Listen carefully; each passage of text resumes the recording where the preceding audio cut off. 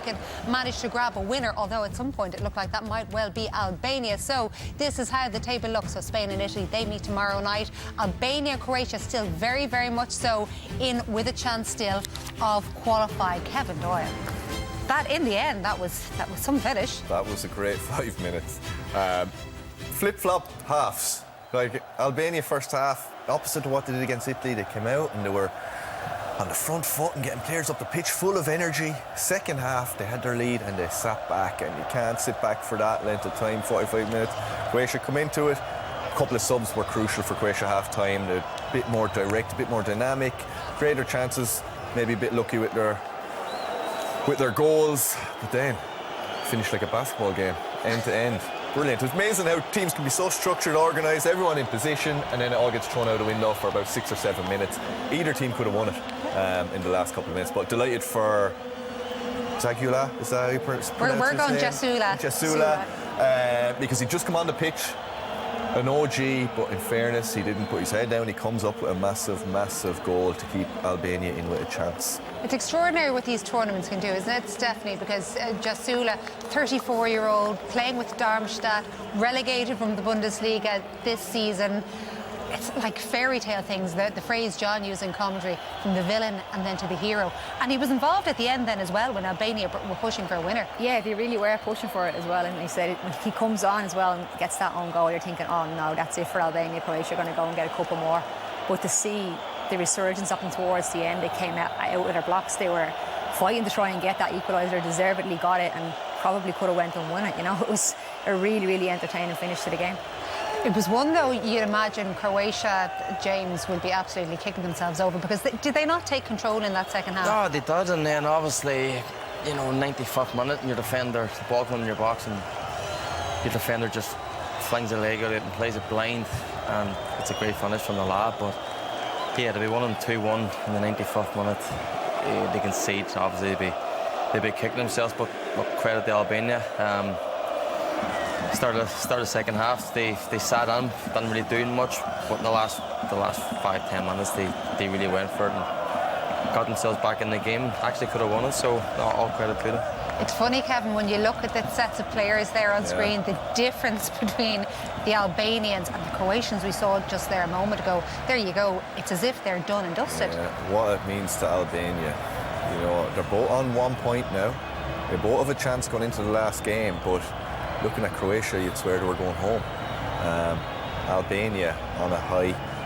I know that they qualified for the Euros before 2016. Yeah. I think this could be their first point. It is? Yeah, so that's what it means to them. Sylvinho, what it means to him moving there. He went there, they hadn't won in over a year, they hadn't won in 10 games, and he went there and he turned it around in the course of 1 year. They won. They were undefeated in a whole year, I think, calendar year.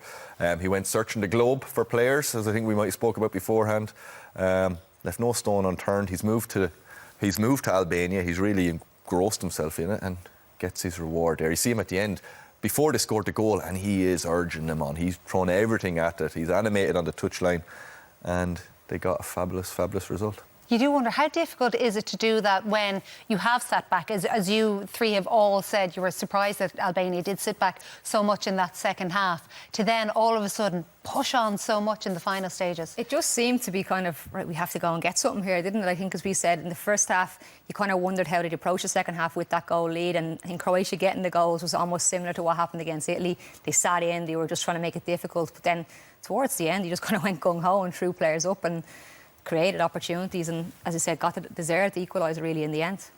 OK, so both teams still in with a chance at this stage, but as you saw from their players there, Croatia, they look quite shattered at the moment. So what are they going to produce against Italy in their final game? If Albania are to progress, they need something against Spain. Remember, Italy against Spain tomorrow evening's match 24, if, of course, they can react in the right way next time out. Let's have a look at this crazy finish, well, the crazy second half, really. We'll begin with the goal that finally came for Croatia after they put all that pressure on in the second half. Yeah, I think it was coming when the goal actually did come. You could see that Croatia had started the second half a lot better. Kovacic here, really good, driving through with the ball and gets it poked through to Kramaric. And I thought possibly when he came back onto his right foot, maybe he'd ruined the chance for himself, but he puts it back through the defender's legs. And I think it was just rewards for how Croatia started that second half, and again how Albania had dropped off and maybe given them that kind of space to play in. But it's a great finish, and it brought them back into the game. And as I said, similar to what happened in the Italy game, the 2 goals straight after the other, you kind of worried for Albania.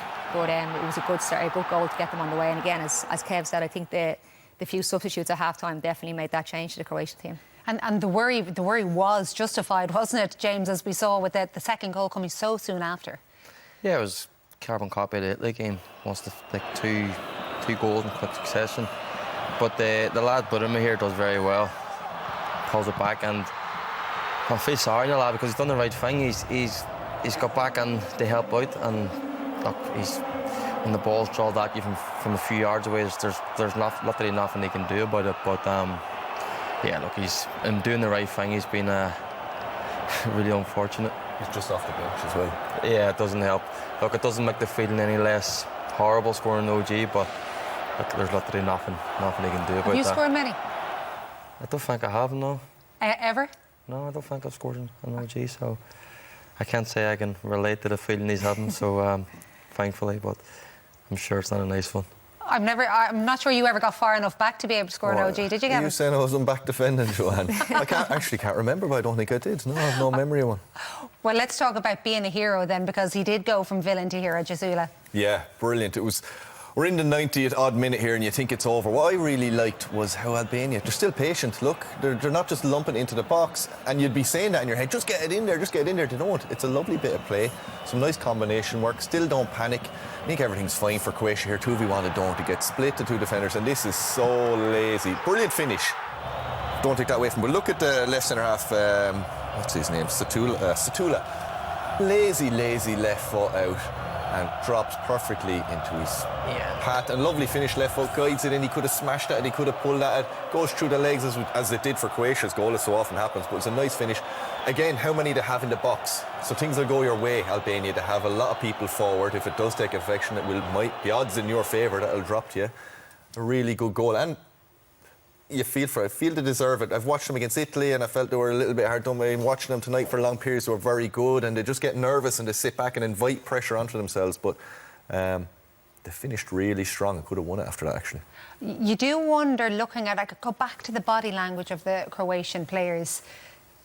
How do you stop that from sinking in when you still have a game to go that ordinarily you'd think, even though it's against Italy, that they would fancy, that they would have a chance of getting something? Yeah, it's tough, isn't it? Obviously, the start they had was not what they wanted. A 3-0 loss coming into this game, and then to be pushed so close by Albania, that's not a nice feeling. Obviously, they're coming into this group looking to try and get out of it.